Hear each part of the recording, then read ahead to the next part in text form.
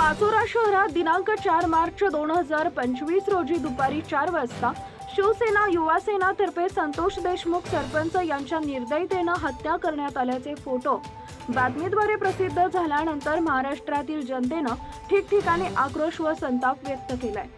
संबंधित गुन्हेगारांना फाशीची शिक्षा मिळावी यासाठी आंदोलन करण्यात येते।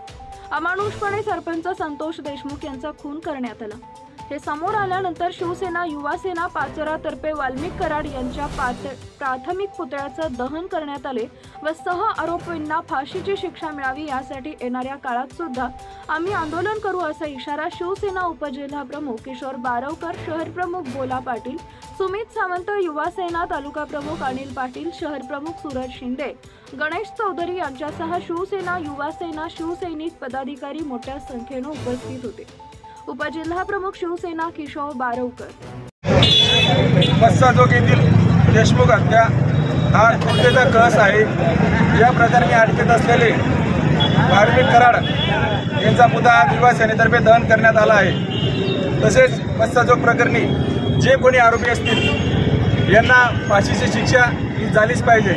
क्रूरतेचा एकदम कळस गाठला गेला आणि या क्रूरतेमधून या वाल्मिक कराड सारख्या निर्दयी व त्यांचे सहकारी यांनी जे निर्दयीपणे जी मस्साजोग येथील सरपंच संतोष देशमुख यांची हत्या केली आहे त्या हत्येच्या निषेधार्थ आणि वाल्मिक कराड व त्यांची जी टीम आहे त्या टीमच्या विरोधात आज आम्ही पाचोरा पोलीस निरीक्षक यांना निवेदनामार्फत आम्ही त्यांना फाशीची शिक्षा मिळावी अशी मागणी युवा सेनेतर्फे शिवसेनेतर्फे आज आम्ही या ठिकाणी करत आहोत व निषेध आंदोलन म्हणून आम्ही वाल्मिक कराड यांचा पुतळा आज इथं दहन करण्यात केला आहे। वाल्मिक कराड सारख्या या हा भयंकर राक्षसाला ही फाशीची शिक्षा झालीच पाहिजे।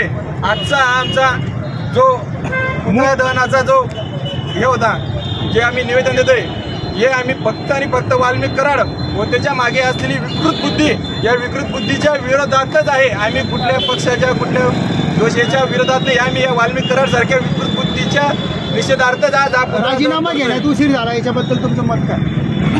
राजीनामा जो उशीर झालाय याबद्दलची वरिष्ठांनी जी दखल घेतली ती उशिरा का होईना त्याची दखल झाली। जोपर्यंत आरोप प्रत्यारोप दाखल जे काही न्याय प्रविष्ट असाही आरोप केला जातो की सत्ताधाऱ्यांनी पाठीशी घालण्याचा प्रयत्न केला। अजिबात नाही, सत्ताधाऱ्यांनी पाठीशी घातलंच नाहीये। जोपर्यंत कागद बोलत नाही तोपर्यंत सत्ताधाऱ्यांनी कारवाईसाठी उशीर केला, पण कागद आला। आमदारकीवरून पाय उतार व्हायला पाहिजे का?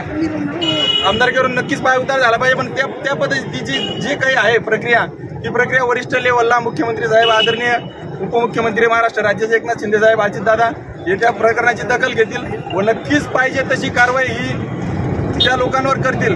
परंतु आजचं जे काही आपला जो निषेध होता ते आरोपी वाल्मिक कराड व त्यांच्या गँगच्या निषेधार्थच होता। त्याबद्दल आम्ही आज इथं वाल्मिक कराडांचा पुतळा दहन करून माननीय पोलीस निरीक्षक साहेब यांना निवेदन सादर करतोय। तुम्ही अजून थांबा स्टार्ट। आज पाचोरा युवा सेना व शिवसेनेतर्फे वाल्मिक कराड या नराधामाचा पुतळ्याचं दहन आपण छत्रपती शिवाजी महाराज चौकात केलेलं आहे। आज मंत्री धनंजय मुंडे यांचाही राजीनामा झाला आहे। राजीनाम्याला नक्कीच उशीर झाला, पण काही का होईना सत्ताधाऱ्यांनी याची दखल घेतली आणि राजीनामा घेतला। उशिरा का होईना ही 100% शासनाला जाग आलेली होती आणि वाल्मिक कराड व त्याचे सर्व नराधम सहकारी यांना कठोरात कठोर शिक्षा व्हावी, फाशीची शिक्षा व्हावी।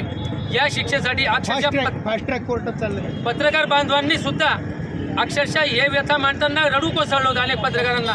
अशा पद्धतीने पत्रकार बांधवांनी कायम हा विषय जागृत ठेवण्याचा प्रयत्न केला, जनतेला जागृत करण्याचा प्रयत्न केला व आता आम्ही आज पुतळा दहन केलंय, पण त्याला फाशी न झाल्यास यापेक्षा तीव्र आंदोलन युवा सेना व शिवसेनेतर्फे पुन्हा छेडण्याची अशी आम्ही ग्वाही देतो। Subscribe now and press the bell icon. Never miss an update.